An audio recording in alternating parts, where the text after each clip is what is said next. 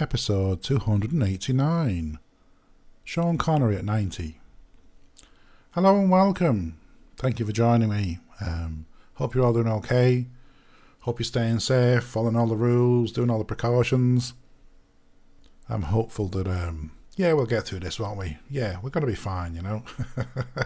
Everything's going to be alright. So, today is August the 25th, and it is Sean Connery's 90th birthday. The year is 2020, by the way. Big fan of Sean Connery. I suppose we should start at, well, what I consider the beginning for me was seeing him as James Bond. He was the James Bond for me. I don't want to put any of the James Bonds down. I thought Roger Moore played it for laughs, which is fair enough.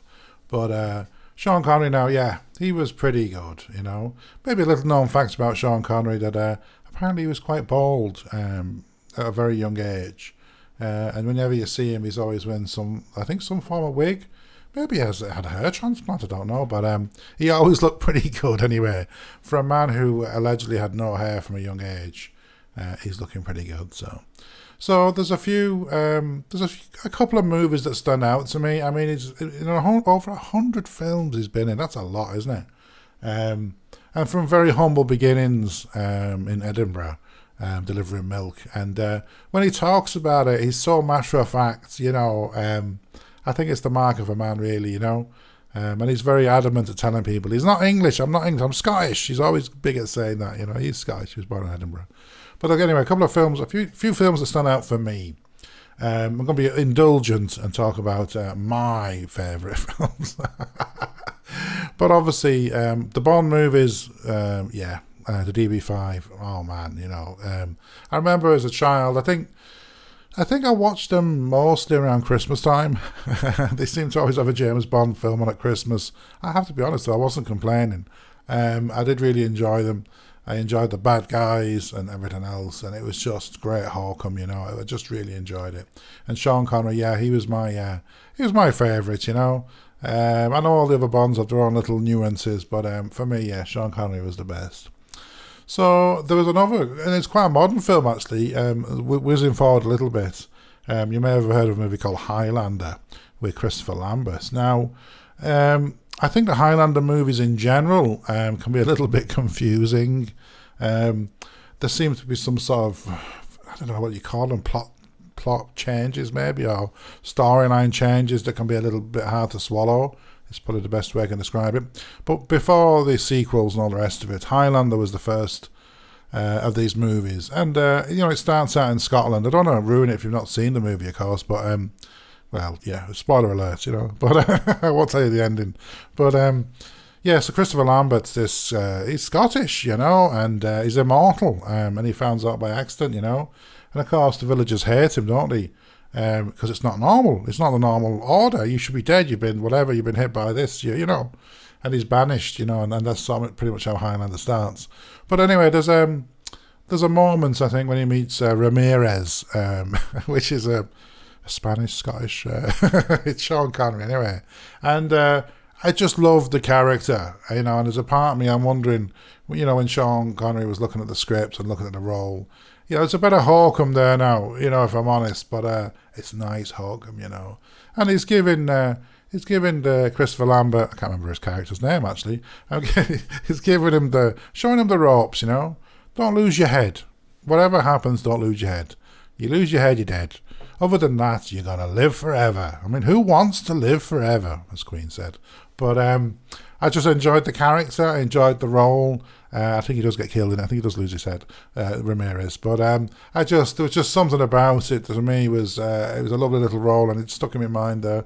And I loved the film, and there's all sorts of oddities in the movie and the subsequent movies, but there's just something.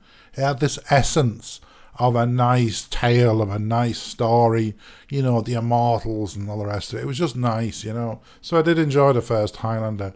And I did watch the other Highlanders. I haven't watched the, I believe there's a series now as well. They're really milking that, aren't they?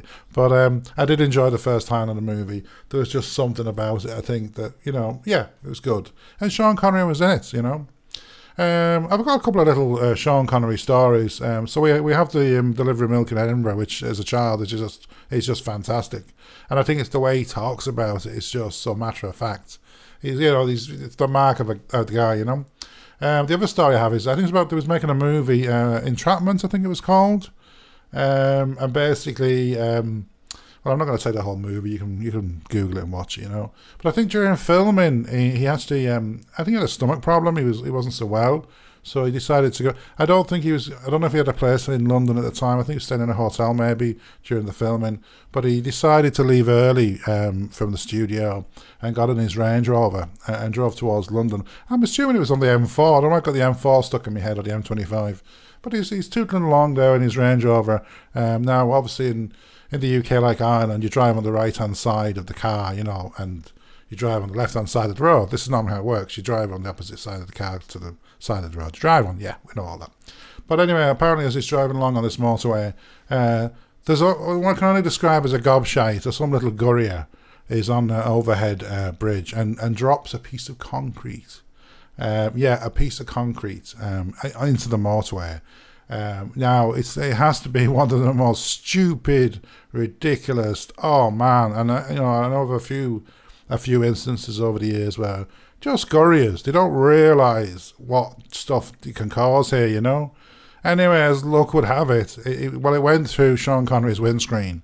Luckily, it was the passenger side. Luckily, he didn't have a passenger. I mean, that's brilliant, isn't it? But it could have killed him, you know. He was inches away from death, literally. Anyway, I think he had to pull off in shock more than anything. But it had gone through his windscreen, and you know, as luck would have it, it didn't hit him. And I don't believe he had any injuries. But that was a close call, now, you know. So that was. I enjoyed that movie. It was good, you know. And you know, he had this way, Sean Connery. He was playing men in movies 20 years his junior. So I believe he was in his 70s for that movie, and he's playing someone in the 50s. I mean, that's the mark of the man, isn't it? You know, that's just it's just brilliant anyway.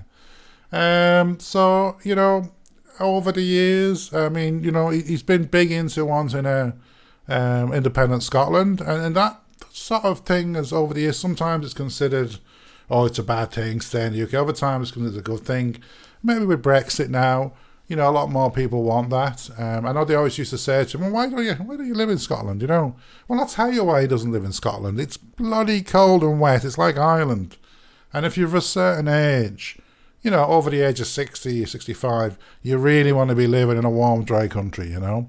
I do believe he lived in Spain for many years. I understand that he had a yacht moored off one of the, whatever you want to call it, one of the harbours down there, marina, whatever. And it was costing millions just to have it sitting there, you know. I do believe then he went and lived in, I believe in Barbados or that sort of region.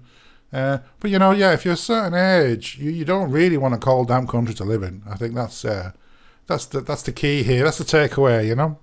So we haven't seen a great deal of him, I don't think, recently. I did notice one of his houses in Spain that he used to live in, I believe near Nice, was up for sale there for 30 million. It caught my eye. It had an indoor swimming pool and an outdoor swimming pool, which I thought was quite nice. A little bit out my price range. Well, at the moment, it's a bit expensive, but so I just want to wish Sean Connery a very happy 90th birthday. And yeah, it's just it's great to see he's still with us and doing very well. So, and thanks for listening. If you like this, well, click on like. If you want to subscribe, click on subscribe. And if you don't, that's fine too. And thank you for listening.